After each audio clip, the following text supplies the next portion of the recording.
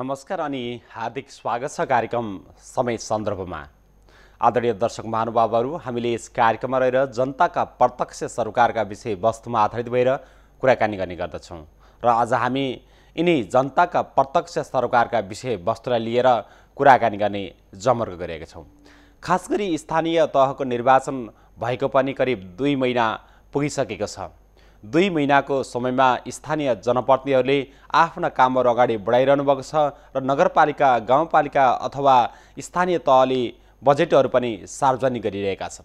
यी बजेटहरू सार्वजनिक गरिरहँदा आफ्नो स्थानीय तहको मुख्य समस्याहरू के कति समाधान भए अर्थात् के कति समाधानको बाटोमा रहेका छन् अथवा स्थानीय तहको निर्वाचित भएपछि कस्ता कस्ता समस्याहरू आउँदा रहेछन्, ती समस्याको समाधानको निम्ति कस्ता पहल गर्नुपर्दो रहेछ भन्ने विषयवस्तुमा आधारित भएर आज हामी बुटोल उपमहानगरपालिका वडा नम्बर 18 का वडा अध्यक्ष गुरुप्रसाद पङ्गेनीसँग कुराकानी गर्ने जमर गरेका छौँ। म उहाँलाई ढिला नगरिकन स्वागत गर्न चाहन्छु।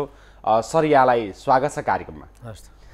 खास गरी स्थानीय तहको निर्वाचन भएर वडा नम्बर 18 को वडा अध्यक्षको रूपमा चाहिँ पद बहाली भएको पनि तपाईँ 2 महिना भइसकेको छ। यो बिचमा जनतासँग चाहिँ प्रत्यक्ष जोडिएर काम गर्दा कस्तो अनुभूति हुँदो रहेछ? धन्यवाद सर यो प्रश्नका निमित्त।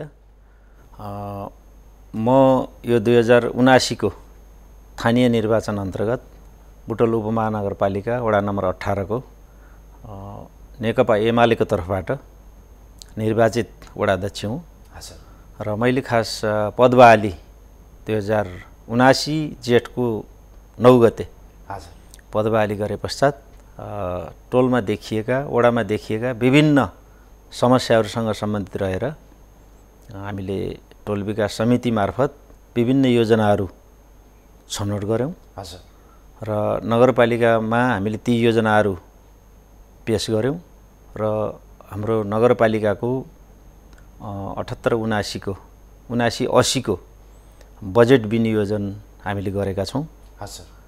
त्यस अन्तर्गत हामीले हाम्रो वडामा सिलिङ बजेटको रूपमा 59,35,000 रुपियाँ प्राप्त गरेका थियौँ। सोही बजेट हामीले त्यहाँ सबै टोलहरूमा विनियोजन गरेका छौँ। खास गरेर बुटोल 18 उपमहानगरपालिका भइकन पनि विकास निर्माणका दृष्टिले निकै पछाडि परेको ग्रामीण बस्ती हो। हामी कहाँ यहाँ थुप्रै समस्याहरू छन्। ती समस्या समाधान गर्नका निमित्त म प्रयत्नशील छु। खास गरेर हाम्रो तिनाउ नदी कटान एउटा समस्या हो, प्रमुख समस्या हो। त्यसपछि हामी कहाँ यो जङ्गली जनावर नीलगाईको प्रवेश छ। त्यो नीलगाईको प्रवेश र यो छाडा गाई वस्तुले हाम्रो खेतीपाती बालीनाली सखा पारिरहेको छ। त्यसका निमित्त हामीले गत आर्थिक वर्षमा चाहिँ तारबारको केही व्यवस्था पनि गरेका थियौँ। त्यो अझै थप गर्नुपर्ने देखिएको छ। त्यस्तै गरेर हामी कहाँ स्वास्थ्य चौकीको असाध्यै अप्ठ्यारो छ। हामी कहाँ स्वास्थ्य चौकीका निमित्त, स्वास्थ्य उपचारका निमित्त हामी कि बुटोल 17 मोतीपुर जानुपर्ने कि फर्साटीघाट शुद्धोधन गाउँपालिकामा जानुपर्ने स्थिति छ। त्यसका निमित्त मैले पहल गरिराखेको छु। नगरपालिकासँग माग पनि गरिएको छ। त्यसै गरेर हाम्रो वडामा वडा कार्यालय छैन। अहिले भाडामा रहनु? अहिले हामी वडा कार्यालय भाडामा लिएर चलाइरहेका छौँ। हाम्रो वडा नम्बर 18 को उत्तर पोखराबारी भन्ने स्थानमा हाम्रो वडा कार्यालय छ। त्यो हामी भाडामा लिएर चलाइरहेका छौँ। यस्तै गरेर हामी कहाँ यो सडक पहुँचका हिसाबले हामी असाध्यै सुगम मानिन्छौँ। तर आन्तरिक विकासका हिसाबले भित्री विकास चाहिँ त्यति राम्रो भइसकेको छैन। हामी विकासको निम्ति तपाईँ लागिरहेको छ? त्यसको विकासको निम्ति म लागिरहेको छु। बेलबास बेथरी सडकले हामीलाई बीचबाट जोडेको छ। हाम्रो वडा बेलबास बेथरी सडकको पूर्वतिर पश्चिमतिर दुवै भागमा पर्छ, बीच सेन्टरमा छ। त्यसै गरेर दक्षिणी भागमा चाहिँ बुद्ध सर्किट लुम्बिनीसँग हाम्रो कनेक्ट हुने गरी खैरिनीदेखि लुम्बिनीसम्म जाने बुद्ध सर्किट हाम्रै वडामा परेर जान्छ। यसले हामीलाई सहज बनाएको छ। तर हाम्रो आन्तरिक तथापि आन्तरिक रूपमा अझै पनि त्यति चाहिँ विकासको गतिमा अगाडि बढेको चाहिँ हजुर देखिँदैन। हजुर हजुर त्यो समस्या छ। तपाईँ खास गरी चाहिँ वडा नम्बर 18 को वडा अध्यक्ष हुँदा तपाईँको निर्वाचनमा पनि धेरै चाहिँ कुराहरू आउँथे र तपाईँ चाहिँ अब खास गरी विकासका मोडलहरू चाहिँ निर्वाचनमा आफ्नो घोषणापत्रमा राखिरहनुहुन्थ्यो। खास गरी वडा नम्बर 18 चाहिँ यो बुटोल उपमहानगरपालिकामा पछि मात्र जोडिएको वडा पनि हो। हजुर जुन यो बुटोल उपमहानगरपालिकाको तुलनात्मक रूपमा चाहिँ हेर्ने भने वडा नम्बर 18 चाहिँ विकासको गतिमा पछाडि छ। त्यो पछाडि पारेकोलाई अब यो बुटोल उपमहानगरपालिकाका अन्य वडाहरूसँग त्यो तुलना गर्न लायक बनाउन चाहिँ अबको तपाईँको कार्यकालमा सकिन्छ जस्तो लाग्छ? धन्यवाद सर। मलाई के लागिरहेको छ भने खास गरेर यो बुटोल उपमहानगरपालिका तिनाउ पारी दानव र तिनाउले घेरिएका 6वटा वडाहरू छन्। 14-19 भन्ने गरेका छौँ हामीले। यी हामी पछि यो उपमहानगरपालिकासँग जोडिएका वडाहरू पनि हौँ। विकासकै हिसाबले हामी धेरै पछाडि छौँ। स्रोतकै हिसाबले भन्ने हो भने तिनाउ नदी हाम्रो किनारमा छ, पूर्वी किनारमा। वर्षेनी त्यसमा नगरपालिकाले ठेक्का लगाउने र ठुलो आम्दानी गर्ने पनि गरिराखेको छ। त्यो एउटा बाटो छ। तर आन्तरिक रूपमा हाम्रो वडाभित्रको खास गरेर ती समस्याहरूलाई विकास निर्माणमा अगाडि लान सकिन्छ, जोड्न सकिन्छ भन्ने मलाई विश्वास छ र हामीले नगरपालिकासँग त्यही खालका योजनाहरू माग पनि गरेका छौँ। समयमा ती योजनाहरूमा बजेट व्यवस्थापनका निमित्त मैले प्रदेश सरकारसँग पनि अनुरोध गरेको छु। माग पठाइएको छ र सङ्घीय सरकारसँग पनि त्यो पठाइएको छ। जहाँसम्म यो मेरो कार्यकाल 5 वर्षभित्र केही परिवर्तन हुन्छ भन्ने मलाई लागिरहेको छ। खास गरी त्यहाँ अलिकति सहरी इलाका भन्दा नै ग्रामीण भेग छ, जहाँ चाहिँ धेरै मानिसहरू चाहिँ आफ्नो प्रमुख पेसाको रूपमा खेतीपातीलाई चाहिँ लिनुहुन्छ। अनि त्यहाँको खेतीयोग्य जमिन कति छ, त्यहाँ चाहिँ खेती प्रणाली चाहिँ कसरी गरिरहनु भएको छ र समग्र किसानको चाहिँ उत्थानको निम्ति, समग्र किसानको चाहिँ त्यो बाली नाली संरक्षणको निम्ति कस्तो पहल गर्दै हुनुहुन्छ, के छ त्यसको अवस्था? हाम्रो वडा खास गरेर अधिकांश थारू बस्ती भएको वडा पनि हो। बस्तीकै हिसाबले हामी पहाडबाट बसाइसरी आएका पहाडिया समुदायका हामी करिब आधा-आधाको हिसाबमा त्यहाँ बसाइ छ। र खास गरेर अशिक्षाका कारण भन्नुपर्छ। दुर्गम त थिँदै थियो। अशिक्षाले पनि हाम्रो त्यहाँका आदिवासी जति पनि साथीभाइहरू हुनुहुन्छ, आमा बुवाहरू हुनुहुन्छ, उहाँहरू खास गरेर कृषि पेसामा आश्रित हुनुहुन्छ र अहिले उहाँहरू चाहिँ विभिन्न खालका यी बाहिर काम गर्न, श्रम गर्न जाने ज्यालादारीमा, दैनिक ज्यालादारी, विभिन्न खालका यी विकास निर्माणका कामहरूमा मजदुरको रूपमा काम गर्न जानुहुन्छ र केही शिक्षित पढे लेखेका साथीहरू त्यहाँ आफ्नो पेसा रोजगारीमा पनि हुनुहुन्छ। खास गरेर हाम्रो त्यहाँ देखिएको समस्या, हाम्रो एउटा मात्रै विद्यालय छ त्यहाँ, भवानी मावि, त्यो पनि प्रस्तावित रूपमा चलिरहेको छ। यही छ सर। अब हाम्रो त्यहाँ आय स्रोतको हिसाबले कृषिलाई प्रमुख रूपमै हामीले अहिलेसम्म गरिआएका छौँ। त्यो जस्तै व्यावसायिक मूलक चाहिँ कृषि प्रणाली तपाईँले अगाडि देख्नु भएको छ कि अब एउटा चाहिँ आफ्नो चाहिँ निर्वाहमुखी कृषि प्रणाली चाहिँ रहेको छ? यदि त्यो निर्वाहमुखी कृषि प्रणाली छ भने त्यसलाई व्यावसायिकमुखी बनाउनको निम्ति के कस्ता प्रयत्न गर्दै हुनुहुन्छ?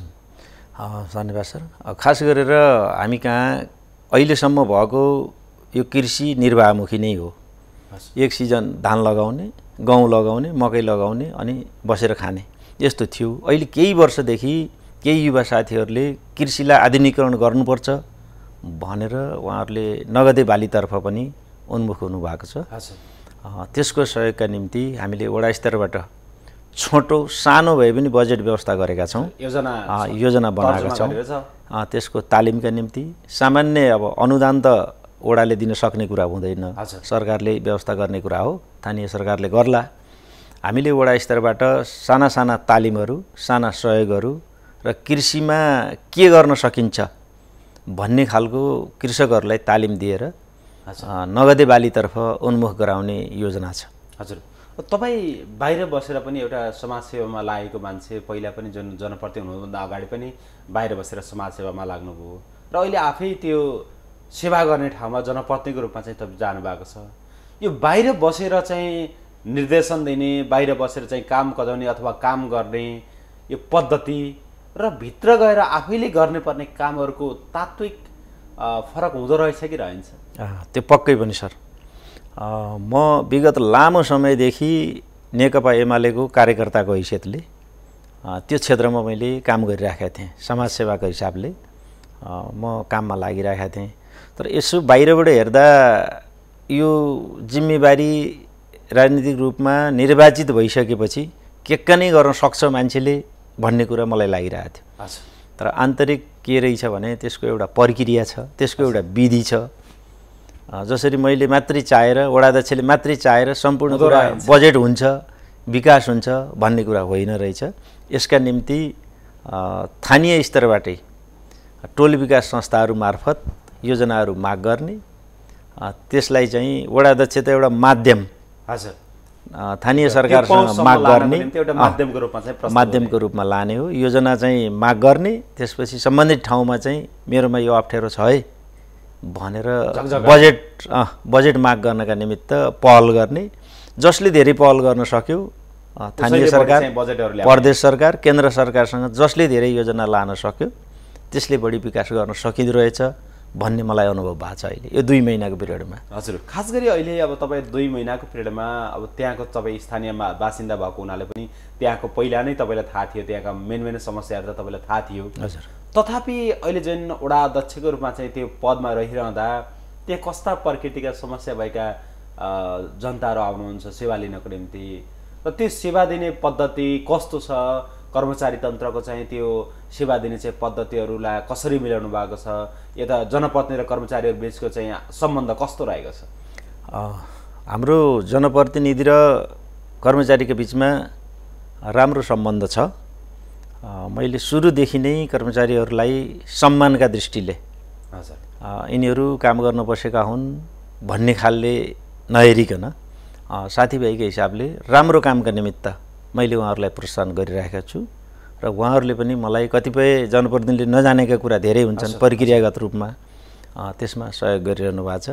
खास गरेर हाम्रोमा आउने समस्या भनेका समाधानै गर्न नसकिने खालका अप्ठ्यारा त्यस्तो छैन।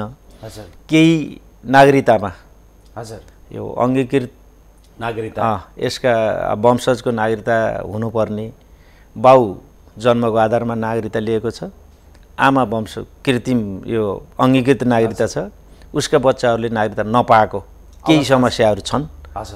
त्यो समस्या अहिलेको यो निर्णयले चाहिँ नेपाल सरकार, हजुर, त्यो अब तत्काल नभए पनि केही समयपछि लागू हुन्छ होला। हजुर, अहिलेसम्म तपाईलाई परिपत्र आएको छैन? त्यो आएको छैन। र अन्य समस्याहरू त हामी कहाँ सामान्य गरिबीका कारणले औषधि उपचार गर्न नसक्ने, आर्थिक उपचारका निम्ति सहयोग गरिदेऊ, सिफारिस गरिदेऊ भन्ने खालका हुन्। अन्यत्र सामान्य सिफारिसहरू मात्रै छन्, त्यति अप्ठ्यारो स्थिति छैन।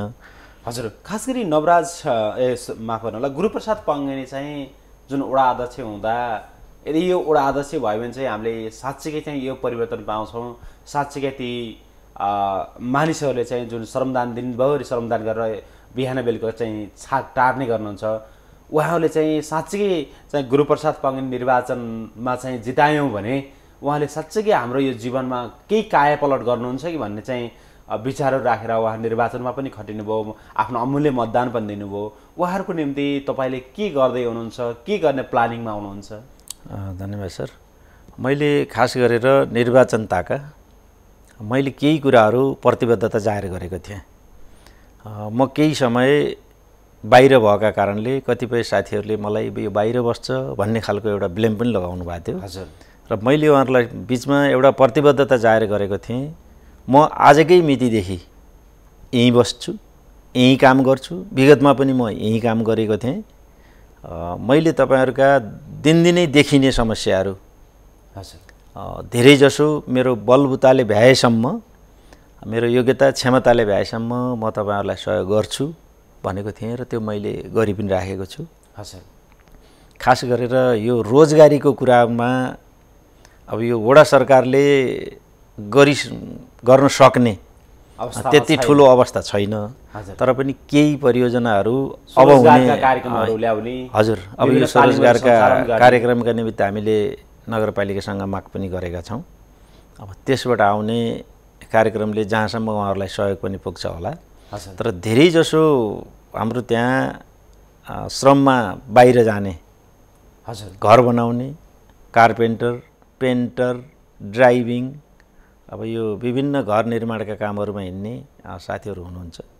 अब उहाँहरूलाई हामीले सकेसम्म रोजगारी वडामै सिर्जना गर्छौँ भन्ने खालको सोच त बनाएका छौँ, तर त्यो तत्काल त्यो सम्भव छैन। एउटा व्यक्तिले मात्र चाहेर, वडा अध्यक्षले मात्र चाहेर त्यो सम्भव हुन्न छैन। यो राज्यले नै चाहनुपर्छ। अब राज्य भनेको स्थानीय सरकार छ, स्थानीय सरकारले मात्रै पनि यो सबै कुरा गर्न सक्दैन। त्यसका निमित्त हामी कहाँ उद्योग स्थापना हुन जरुरी छ। अहिले हामी कहाँ केही उद्योगहरू छन्। जस्तै अब तपाईँको वडा नम्बर 18 मा खास चाहिँ जुन कर चाहिँ केबाट चाहिँ बढी मात्रामा चाहिँ उठाउने गरिएको छ, अथवा करका स्रोतहरू के रहेका छन् त्यहाँ खास गरी? धन्यवाद सर। हामी कहाँ यो भूमि कर प्रमुख भूमि कर नै हो। त्यसपछि हामी कहाँ केही उद्योगहरू छन्। क्रसर उद्योग छ, इँटा उद्योग छ, प्लास्टिक उद्योग छ, चप्पल उद्योग छ, साना साना उद्योगहरू छन्, घरेलु उद्योगहरू छन्। केही साना होटलहरू पनि भर्खर रिसोर्टहरू खुल्दैछन्। यसले पनि केही करको दायरा बढाउँछ होला भन्ने मलाई लागिरहेछ। केही साना उद्योगहरू, ग्रिल उद्योग, किराना पसल, साना होटलहरू, घरेलु उद्योगहरू, ठुला त्यस्तो उद्योगको आय स्रोत भनेको तपाईँहरूको त्यही नै हो। हजुर। खास गरी अब यो स्थानीय तहको निर्वाचनमा भएपछि पहिलाका जनप्रतिनिधिहरूले पनि चाहिँ काम गर्नुभयो। काम गर्ने क्रममा चाहिँ धेरै जनप्रतिनिधिहरू चाहिँ आलोचित हुनुभयो, ताकि उहाँले चाहिँ आफ्ना जनताहरूमाझ गरेका ती बाचाहरू, ती कबुलहरू चाहिँ पुरा गर्न सक्नु भएन र आलोचित हुनुभयो। र कोही कर्मचारीहरू अथवा कोही जनप्रतिनिधिहरू पनि भ्रष्टाचारमा चुल्लुम्म डुब्नुभयो। यो अवस्था आउन नदिनको निम्ति तपाईँहरू कतिको सचेत हुनुहुन्छ? म यसमा अत्यन्तै सचेत छु र मेरो पहिलो प्रतिबद्धता पनि मैले जनताहरू समक्ष निर्वाचनताका र अहिले पनि म कुनै पनि तपाईहरुको शिर झुक्ने गरी हाम्रो जनप्रतिनिधिले यस्तो बदमाशी गर्यो भनेर कहीं कतै आउने गरी मैले यो काम गर्ने छैन भनेर मैले वचनबद्धता जाहेर पनि गरेको छु। स्वाभाविक रूपमा मान्छेहरू कतिपय कुरा बुझेर नबुझेर पनि राजनीतिक रूपमा पनि यो ब्लेम लगाउने, भ्रष्टाचार गर्यो, त्यहाँ पैसा खायो, यहाँ पैसा खायो भन्ने गर्दा रहेछन्। हजुर हजुर। खास गरेर विगतमा थुप्रै कुराहरू यस्ता उठेका थिए, मैले नजिकबाट हेरिरहेको थिएँ। बिना प्रमाण, बिना स्थितिमा मान्छेले त्यत्तिकै यस्ता कुराहरू हचुवाका तालमा पनि यिनी कुराहरू आउँदा रहेछन् र कतिपय यथार्थ पनि हुन सक्छन्। तर त्यो कुरा नियन्त्रण गर्न म प्रतिबद्ध छु। म संलग्न वडाका सबै साथीहरूलाई मैले यो कुरा राखेको पनि छु। कर्मचारीहरूलाई पनि यस्तो कुराहरू कहीँ कतै भयो भने मलाई जानकारी गराउनु होला। म उहाँहरूप्रति कारबाही गर्न म एकदम कठोर भएर लाग्छु र मैले यो भ्रष्टाचार कहीँ पनि मेरो जानकारीमा आएसम्म हुन दिन्न भन्ने कुरोमा म प्रतिबद्ध छु। हजुर, त्यो निरन्तर रूपमा तपाईँ लाग्नुहुन्छ? लाग्छु। खास गरी त्यहाँ शैक्षिक अवस्था पनि अलिकति चाहिँ पछाडि पारिएको छ। त्यहाँ शैक्षिक अवस्थाको पनि गुणस्तर पनि अलिकति कमजोर रहेको छ त्यो ठाउँमा। त्यो शैक्षिक अवस्थालाई माथि उकास्नको निम्ति, जुन शिक्षाको गुणस्तरलाई राम्रो बनाउनको निम्ति तपाईँले शिक्षामा चाहिँ कतिको लगानी गर्दै हुनुहुन्छ अथवा चाहिँ शिक्षालाई चाहिँ राम्रो बनाउन के योजना गराउँदै हुनुहुन्छ? हाम्रोमा वडा नम्बर 18 मा एउटा सामुदायिक विद्यालय छ। हजुर। भवानी मावि। अर्को एउटा प्राइभेट निजी स्कुल पनि छ। हजुर। खास गरेर हामीकोमा अहिले यो विद्यालयको शैक्षिक गुणस्तर अलिक खस्केको भन्ने जनगुनासो पनि छ। हजुर। र केही विद्यार्थीहरू तीन उपारिका स्कुलहरूमा जाने, अरू बाहिरी वडाहरूका स्कुलमा जाने प्रक्रिया अलि बढेको छ। हजुर। उहाँहरूले सवारी साधन प्रयोग गरेर हाम्रो वडाहरूमा विभिन्न प्रलोभन देखाएर भन्छु म। हजुर। उहाँहरूलाई बाहिर लाने, शैक्षिक गुणस्तर हामी कहाँ राम्रो छ भन्ने देखाएर बाहिर विद्यार्थीहरू गइरहेको अवस्था हो। यसलाई रोक्नका निमित्त हामीले वडा स्तरबाट केही बजेट व्यवस्था गरेका छौँ विद्यालयका निमित्त र प्रदेश सरकारसँग पनि हामीले शैक्षिक पूर्वाधारका निमित्त हजुर केही बजेट प्राप्त गरेका छौँ। अब आगामी दिनमा त्यो लागू हुन्छ जस्तै होला। शैक्षिक गुणस्तर कायम नहुनुमा पूर्वाधारको कमी र बजेटको अभाव हो भन्ने तपाईँहरूको ठम्माइयो। त्यो पनि होइन सर, पूर्वाधारको खासै कमी हाम्रो विद्यालयमा छैन। हजुर कक्षा कोठा नहुने, आन्तरिक व्यवस्थापनका कुराले नभएको भन्ने त लाग्दैन। हजुर तर पनि के छ भने विद्यालयको विद्यालयको व्यवस्थापन समिति चुस्त दुरुस्त हुने, यो विद्यालयलाई कसरी राम्रो बनाउन सकिन्छ भनेर लाग्यो भने हजुर त्यो सम्भव छ। र मैले आफ्नो ठाउँबाट हजुर वडामा रहनुभएका शिक्षामा थुप्रै विद्यालयहरू चलाइरहनुभएका पुराना विद्यालय व्यवस्थापन गरेर बस्नुभएका र सामाजिक क्षेत्रमा लाग्नुभएका शिक्षाप्रेमी व्यक्तित्वहरूसँग मैले छलफल पनि गरी चलाइराखेको छु। र खास गरी हामीले यो विद्यालयलाई कसरी शैक्षिक स्तरमा सुधार गर्न सकिन्छ हजुर खास गरी शैक्षिक स्तरलाई सुधार हुन नदिनको निम्ति र शैक्षिक गुणस्तर राम्रो हुन नदिने प्रमुख कारक तत्त्व भनेको विद्यालयप्रति जुन राजनीतिक दलहरूको चाहिँ हाबी हुनु हो भन्ने कुरा पनि छ नि। स्वाभाविक रूपमा विद्यालयहरूलाई विद्यालय व्यवस्थापन समिति गठन गर्दा विभिन्न राजनीतिक पार्टीहरूले आफ्नो पकडमा लिने यो सबै ठाउँमा देखिया छ। हजुर त्यसमा पनि हाम्रो विद्यालयमा त्यो अछुतो छ भन्न त मलाई लाग्दैन, त्यो छ। हजुर तर पनि हामीले खास गरेर विद्यालय प्राइभेट 5 क्लाससम्म स्वीकृत भएको विद्यालयलाई हामीले वडाकै पहलमा हजुर 10 कक्षासम्म सञ्चालन गरिरहेका छौँ। हामीले विभिन्न समयमा वडा स्तरमा रहनुभएका सम्पूर्ण अभिभावकहरूसँग चन्दा उठाएर हजुर विद्यालयलाई हामीले 10 क्लाससम्म सञ्चालन गऱ्यौँ। र अहिले पनि त्यो समस्या के छ भने हाम्रो विद्यालयमा दरबन्दीको कमी छ। हजुर मावि सञ्चालन छ, दरबन्दी चाहिँ हामी निजी स्रोतमा राखिरहेका सबै मावि पढाउने सबै शिक्षक शिक्षिकाहरू निजी स्रोतमा केही हुनुहुन्छ। नगरपालिकाले अनुदानमा पनि केही राखेको छ, तलब व्यवस्था भएको छ। तर धेरै शिक्षकहरू निजी स्रोतमा राखिएको हुँदा हामीले वडाको निर्माणको बजेटलाई पनि विद्यालय सञ्चालन गर्न छुट्याउनु परेको छ। यो वर्ष पनि हामीले केही बजेट त्यो सञ्चालनका निमित्त छुट्याएका छौँ। विद्यालयको प्रमुख स्रोत भनेको के हो? अहिले खास गरेर विद्यालयको प्रमुख आय स्रोत विद्यार्थी नै हो। त्यही जाँच फिसबाट उठाउने पैसाले नै चलाउने हो। र नगरपालिकाले सरकारले माध्यमिक तहको शिक्षा निःशुल्क र अनिवार्य गराइरहँदा तपाईँहरूले चाहिँ विभिन्न शीर्षक दिएर उपशीर्षक दिएर चाहिँ विद्यार्थीसँग पैसा असुल्दै हुनुहुन्छ। यसले कतिको राम्रो गर्ला? पक्कै पनि यो राम्रो होइन। तर पनि हामीले के छ भने वार्षिक हुने परीक्षामा हजुर 3 महिनामा जुन परीक्षा हामी लिन्छौँ त्यो परीक्षामा केही शुल्क परीक्षा दस्तुर भनेर हजुर उठाउने गरिएको छ। त्यसबाहेक अन्य शुल्क हामीले त्यहाँ उठाएका छैनौँ। हजुर अब नगरपालिकासँग स्थानीय सरकार भएको कारणले 10 क्लाससम्म सबै व्यवस्थापन स्थानीय सरकारले नै गर्नुपर्ने व्यवस्था रहेको हुँदा हामी नगरपालिकासँग पनि यस विषयमा कुराकानी चलाइरहेका छौँ। खास गरी हाम्रोमा अहिले विद्यार्थी सङ्ख्या निकै न्यून भइरहेको छ। हजुर घट्दो क्रममा छ। हजुर हिजो हामी 400-500 विद्यार्थी राखेर राम्रो रिजल्ट ल्याएर विद्यालय चलाएका थियौँ। अब अहिले त्यो स्तर खस्कँदै गएको छ। यसको खास कारण के हो भने विद्यार्थीहरूमा विद्यालयप्रतिको आकर्षण घट्दै गयो। केही निजी स्कुलहरूले विद्यार्थीहरूलाई आकर्षण गरे।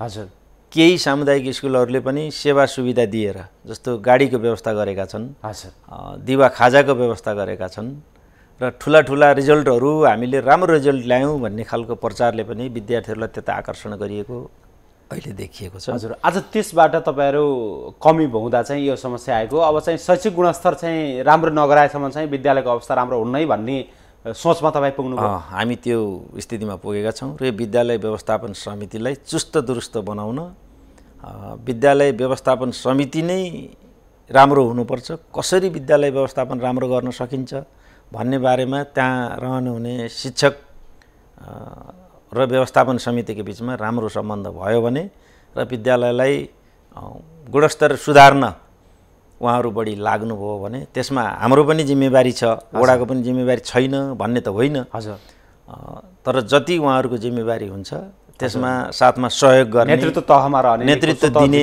कुरा वडाको जिम्मेवारी हो भन्ने मलाई लागिरहेको छ। हजुर खास गरी अब तपाईँ वडा अध्यक्ष हुनुभएको छ, अब तपाईँ 5 वर्षसम्म त्यहाँको चाहिँ वडाका जनताहरूको सेवा गर्छु भनेर जानुभएको छ र सेवा रात दिन चाहिँ गर्नु पनि भएको छ र त्यहाँ खास गरी तपाईँलाई चाहिँ रातिमा पनि चाहिँ फोन आउँछ होला, तपाईँलाई कुनै पनि विवाह वर्तनमा जाँदा पनि फोन आउँछ होला, त्यहाँको जनताले चाहिँ तपाईँसँग चाहिँ सेवा लिनको निम्ति अवसर पाउनको निम्ति गर्नुहुन्छ होला।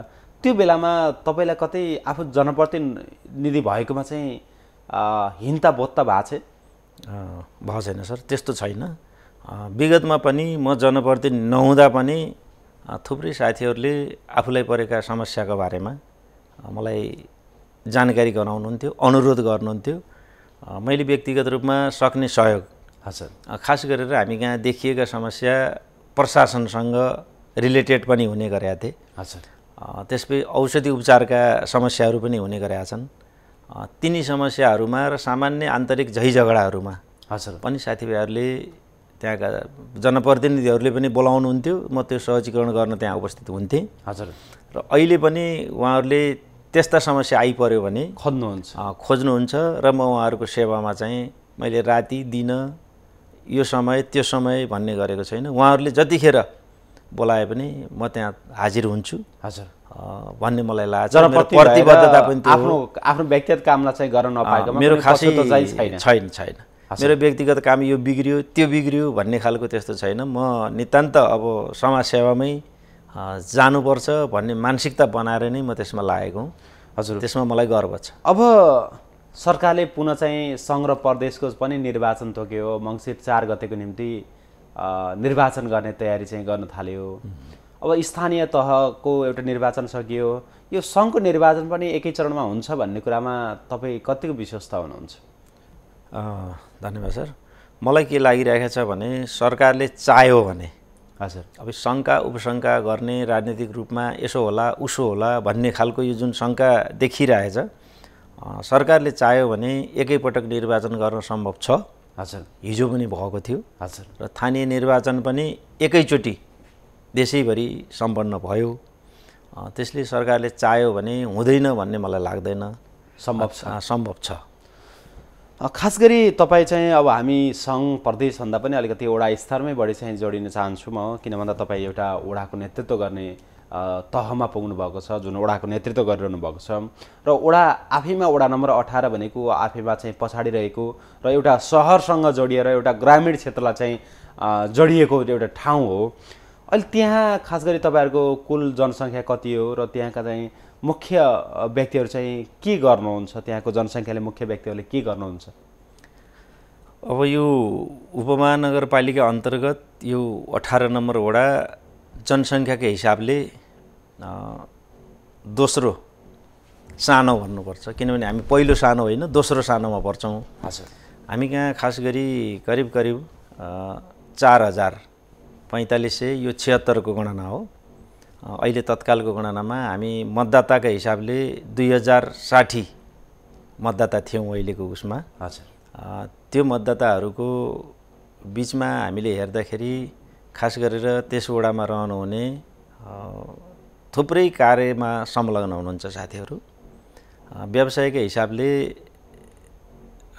कृषि पहिलो हो भनेर हामीले जसरी हेरिराखेका छौँ, त्यसका अलावा विभिन्न मजदुरीका सेक्टरहरूमा श्रमका सेक्टर गर्ने, विकास निर्माणमा लाग्ने र व्यवसायमा लाग्ने, यो कृषिलाई आधुनिकीकरण गर्नुपर्छ भनेर केही युवा साथीहरू लाग्नु भएको छ। हजुर, अब त्यो चलि नै रहेको छ। कृषिले आधुनिकीकरण गर्न लागेका ती युवा साथीहरूको तपाईँको साथ सहयोग कस्तो रहेको छ? मैले उहाँसँग अहिले त भर्खर म 2 महिना मात्रै भयो, यो वर्षाको सिजन पनि भएको कारणले यो अहिले धान बाली मात्रै लगाउने सिजन हो। त्यसकारण उहाँहरूसँग भेटघाट हुने, कुराकानी हुने, छलफल हुने क्रम चलिरहेको छ। विगतका वर्षहरूमा वडाले कृषिमा बजेट छुट्याएन भन्ने उहाँहरूको गुनासो थियो। हजुर, त्यो गुनासो पुरा गर्नका निमित्त हामीले वडाबाट थोरै भए पनि बजेट व्यवस्थापन गरेका छौँ। हजुर, त्यो बजेटले उहाँहरूलाई हौसला दिन्छ। हजुर, मलाई लागिरहेछ र उहाँहरू पशुपालन र कृषिलाई आधुनिकीकरण गर्ने, नगदे बालीतर्फ लाने, तरकारी खेती गर्ने, यसबारेमा उहाँहरू हुनुहुन्छ। मैले उहाँहरूलाई चाहिँ आश्वासन पनि दिएको छु, म तपाईँहरूलाई के गर्न सक्छु ठुलो रकम सहयोग गर्नु त वडाले सक्ने कुरा हुँदैन, हजुर। तर सानो भए पनि हामी रकम छुट्याएका छौँ। तपाईँहरूलाई तालिमको व्यवस्था हामी मिलाउँछौँ। वडामै तालिम दियो भने त्यो प्रभावकारी हुन्छ भन्ने मलाई लागिरहेको छ। खास गरी बुटोल उपमहानगरपालिकाले वडा नम्बर 18 को निम्ति पनि बजेट सार्वजनिक गरेको छ र छुट्याइसकेको पनि छ। त्यो वडा नम्बर 18 लाई त्यो छुट्याएको बजेट तपाईँहरूको त्यो वडाको समग्र विकासको निम्ति पर्याप्त हो अथवा होइन? यस्तो छ सर, अब यो बजेट कहिले पनि पर्याप्त त हुँदैन, किनभने हामी आधारभूत आवश्यकता परिपूर्ति गर्न विकासकै हिसाबले हामी अलिक पछाडि छौँ, किनभने हामी पछाडि यो उपमहानगरपालिकासँग जोडिएको वडा पनि हो। हामीसँग खासै ठुला समस्या भन्दा पनि यो सिँचाइका निमित्त कुलाहरू पक्की गर्नुपर्ने, सडक पिच गर्नुपर्ने। अघि मैले सरलाई जानकारी गराइसकेको थिएँ, यो जङ्गली जनावरहरूसित हाम्रो खेतीपाती जोगाउनका निमित्त पहिला लगाइएको बारलाई अझै मजबुत किसिमले, अझै व्यवस्थित किसिमले लगाउनुपर्छ भन्ने छ। त्यसबाहेक अन्यत्र अब मानवीय विकासका निमित्त हामीले थुप्रै तालिमहरू दिनुपर्ने देखिएको छ। अब गाउँमा रहेका गृहिणीहरू, खास गरेर घरमा बस्ने गृहिणीहरू र पढाइ छोडेर बसेका किशोरीहरू, त्यसपछि स्कुल नजाने, 10 क्लाससम्म पढ्ने, त्यसपछि माथि उच्च शिक्षा हासिल गर्न नसकेका युवाहरूलाई चाहिँ हामीले केही तालिमको व्यवस्था गरेर स्वरोजगार बनाउनुपर्छ भन्ने कुरामा म सजग छु र म लागिरहेको छु। गुरुप्रसाद सर, हामी कार्यक्रमको अन्त्यतिर पनि आइसकेका छौँ। अन्त्यमा हाम्रो यो संवादलाई हेरेर बस्नुहुने आदरणीय दर्शकहरूको निम्ति तपाईँले के भन्न चाहनुहुन्छ? म आदरणीय दर्शकहरूप्रति र मेरा वडाका, खास गरेर मेरा वडाका मतदाताहरूप्रति म अत्यन्तै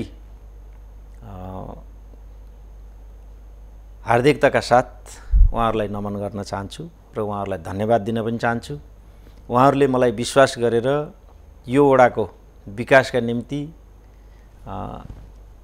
यसले केही गर्न सक्छ भन्ने जुन विश्वास म प्रति देखाउनु भयो र मलाई विजय गराउनु भएको छ, उहाँहरूप्रति म असाध्यै आत्मैदेखि हार्दिक नमन गर्न चाहन्छु र उहाँहरूलाई धन्यवाद पनि भन्न चाहन्छु र उहाँहरूको विश्वासलाई मैले कायम राख्दै उहाँहरूप्रति विश्वासघात नहुने कुराको वचनबद्धता जाहेर गर्न चाहन्छु। हस् गुरुप्रसाद सर, हाम्रो यो निमन्त्रणाले स्वीकारेर स्टुडियोसम्म आएर आफ्ना वडावासीका र वडाको समग्र कुराहरूलाई व्यक्त गर्नुभयो, त्यसको निम्ति म हार्दिक धन्यवाद ज्ञापन गर्न चाहन्छु। हस्, धन्यवाद सरलाई पनि। र मलाई यो आज लुम्बिनी टेलिभिजनबाट म सम्बन्ध भएको वडाका केही समस्याहरू र त्यसका चुनौतीहरूका बारेमा मैले यहाँ कुरा राख्ने जुन अवसर मलाई दिनुभयो, यसका निमित्त म लुम्बिनी टेलिभिजनलाई हार्दिक धन्यवाद दिन चाहन्छु र आगामी दिनमा पनि यस्तै कार्यक्रममा सरहरूले बोलाउनु हुनेछ भन्ने मैले आशा र विश्वास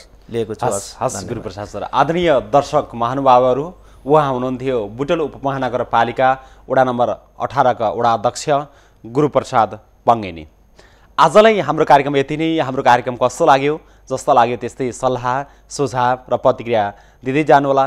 हेर्दै गर्नुहोला लुम्बिनी सामुदायिक टेलिभिजन। नमस्कार।